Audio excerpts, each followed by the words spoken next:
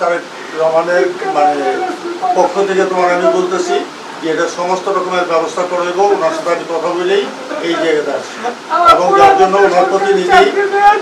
ওনার প্রতিনিধি এই জায়গায় পাঠাইছে যে ওনার সাথে আলাপ আলোচনা করে এগুলো যা আছে এগুলো আপনি পড়ান। নাহলে আমি কালকে আসতাম, কালকে এসে তোমার এটা হয়তো আমি দায়ভার নিতে পারতাম, কিন্তু আমি দায়ভার নেওয়া আর দল দায়ভার নেওয়া দুটা দুই জিনিস। আর তারেক রহমান দায়ভার নেওয়া এটা একটা সম্পূর্ণ একটা আলাদা ব্যাপার। আমার কোনো ইউনিয়ন 11, 12, 13 নিয়ে না। তুমি একজন যোদ্ধা, আমার কথা হলো যে তুমি বিএনপির একজন সমর্থক, তুমি বিএনপির যোদ্ধা। আমার ঠিক আছে বাবা, এটা আমিও বিএনপি করি, আমি এই জন্য এই জায়গাতে আসছি। তুমি বিএনপির একজন যোদ্ধা, যেই ক্লাসে পড়ে যেই পয়সা লাগে ওর ছেলে দুটোর পড়াশোনার যার খরচা লাগে এই খরচা দিয়ে দেবে, ঠিক আছে? এটা প্রতি মাসে এটা দিয়ে দেওয়া হয়নি, ঠিক আছে? সজীব এটা দায়িত্ব নিব, সজীব এটা নিয়ে সজীব এটা করে দেবে। মোহাম্মদ ইব্রাহিম ছিলেন বিএনপির একজন কর্মী। আন্দোলন সংগ্রামে তার অনেক অবদান। কিন্তু 2023 সালের 28শে অক্টোবর ঢাকায় বিএনপির আন্দোলনে যোগ দিয়ে এখন তিনি শয্যাশায়ী হয়ে পড়েছেন। 3 সন্তানের লেখাপড়া একেবারেই অনিশ্চিত। পরিবারের ঘানি টানতে বড় ছেলে কাজে যোগ দেন এবং মা বাসা বাড়িতে কাজ করেন। আমার স্বামী অ্যাক্সিডেন্ট হওয়ার পরে আমার অনেক কষ্ট। বড় ছেলের পড়ালেখা আমি বাদ দিয়া আমার ছোট দুই ছেলের আমি পড়ালেখা করাইতেছি। এতদিন আমি যে কষ্টটা করছি এখন আমার ওই কষ্টটা থাকবে না। আমার বাবা অসুস্থ হয়ে যাওয়ার পর আমি পড়ালেখা ছেড়ে দিই। আমি কাজ করি, আমার ফ্যামিলির দিকে তাকিয়ে পড়ালেখার খরচ তো দিতে অনেক ব্যয়বহুল একটা বিষয়। এখন সে নিয়েছে, আমার অনেক ভালো লাগছে।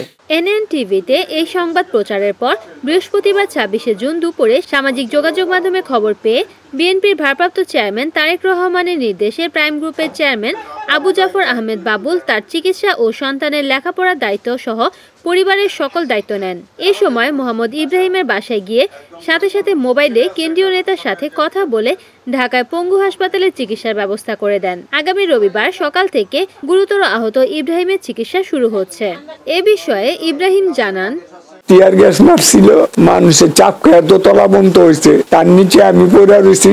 আমার তো শরীরে টিয়ার গ্যাস পড়ছে, ছিটা গলি খাইছি, আর পুলিশের যখন মারছে ছিটা গলি দেয়। প্রাইম গ্রুপের চেয়ারম্যান আবু জাফর আহমদ বাবুল বলেন, আমি গত পরশুদিন এই জিনিসটা জানি, একটা নিউজ পোর্টালের মাধ্যমে সম্ভবত আমার মোবাইলে এই নিউজটা আসে। আসার পরে আমি সজীব রামে ফোন দিই যে ব্যাপারটা জানার জন্য। অ্যাকচুয়ালি ঘটনাটা কি, ঘটনাটা আমি জানতাম না। পরে জানার পরে বললো যে হ্যাঁ এরকম একটা ছেলে এরকম পড়ে রয়েছে এই অবস্থা। দেশনায়ক তারেক রহমানের যেভাবে হোক আমি এই খবরটা পৌঁছাই এবং উনি বলে যে এই দায়িত্বটা ওনার তরফ থেকে আমাকে গ্রহণ করার জন্য। আপনারা দেখছেন যে আমি এই মাত্রই আলাপ করছি, তো আবার উনি আমার রিটার্ন কল ব্যাক করছে। আগামী রবিবার এরে শিফট করা হইব পঙ্গু হসপিটালে এবং এর যা চিকিৎসা আনটিল ভালো হওয়ার আগ পর্যন্ত সমস্ত চিকিৎসার দায়ভার উনি নেবেন। এবং আপনারা একটু আগে শুনছেন যে আমার কথাগুলো, যে আমি বলছি যে তার 2টা ছেলে আছে, 2টা ছেলে যদি পড়াশোনা করতে চায়, পড়াশোনার প্রতি মাসের যা খরচা লাগে, চাকরি পড়াশোনা দুটোও যদি করতে চাই তাও আমি পারবো, এটাও কোনো সমস্যা না। সাময়িক চলাচলের জন্য আমি কিছু টাকা পয়সা